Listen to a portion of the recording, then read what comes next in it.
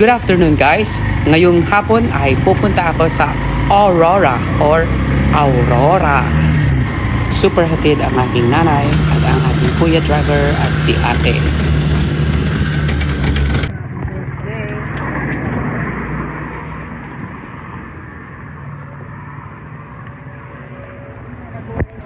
Nandito na rin lang kami ay pinapasok ko muna sila sa aircon na Alphamart para makatikim naman si nanay ng ice cream. At dahil tanghaling tapat ay sinabihan ko nang iuwi na nila si nanay dahil sobrang init talaga. At ako na ang bahala sa aking self. Ang hindi ko alam, hindi rin ako nasabihan na iba na pala ang route o rota ng mga bus na pang Maynila o pang Tarlac City. Kaya nag-antay talaga ako ng nag-antay. At nung naramdaman kong walang bus na pauwi at walang bus na papunta sa Tarlac City, ay nag-umpisa na akong magtanong sa mga tricycle driver. At finally, nasagot ang aking katanungan na mayroon palang tulay na hindi madadaanan, inaayos sa kasalukuyan. Kaya, mabuti na lamang at 2 hours lang. So, ang ginawa ko ay pinatos ko na ang standing ovation na minibus papunta sa San Clemente. Pagkatapos sa San Clemente, kailangan pumunta sa may paradahan ng big bus or yung mga bus na papunta na talaga sa Maynila.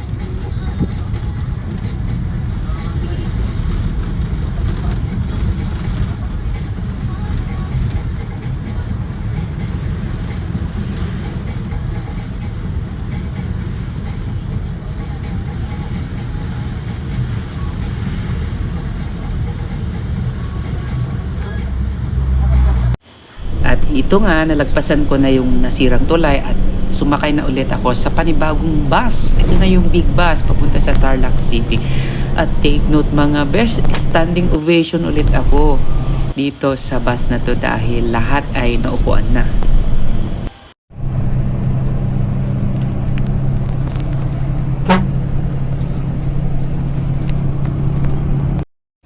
Welcome to Tarlac City!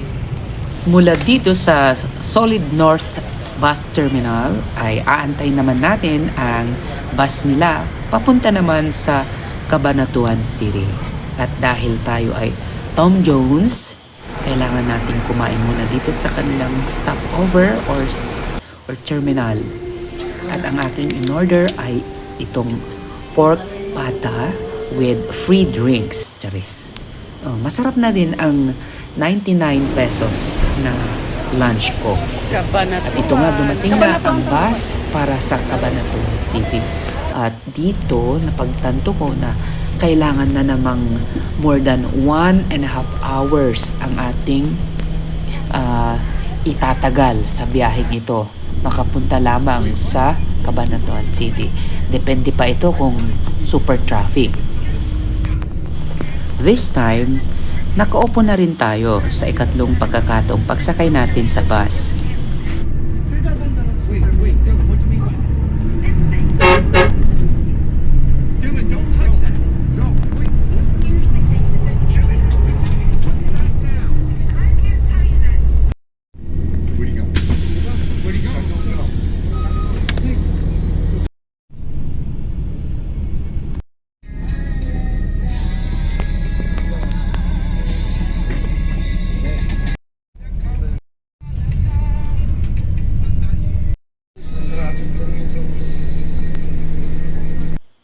Arriba terminal. Nakarating tayo dito sa at may isa pa tayong last na sakay. At ito nga ay mula dito hanggang sa Baler, Aurora. Hello guys! Update sa aking travel for today. Alam nyo, hindi ko alam kung asaang stopover ako. Pero isa lang ang masasabi ko. Dumaan ako sa highway na napakadaming curve. Zigzag. Andito pala ako. Mayroon pala tandaan. Andito na pala ako sa come back. Please come back to me. Kambingan, Baka. Okay, fine. So, dito ako guys, nag-dinner. Dito, ayun yung sinakyan ko na van. At dahil dyan, ang lamig ng simoy ng hangin pala dito. Feeling ko nasa taas ako ng lowlands. So, nasa uplands ako, kumbaga.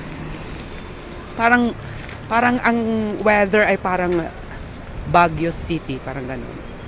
Pero hindi ito sa Baguio City, guys, Yan.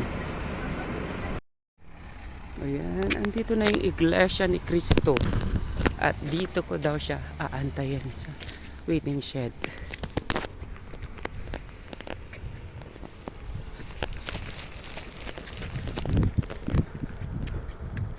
Maria Aurora, Aurora. O, di ba? Ayan, hindi nyo nakikita yan, pero I love Malasin yan. Ayun ayun pa yung isa Ayan si Ronald. Ayan we love Maria Aurora yan. Bukas, babalikan ko dito. 767-8767.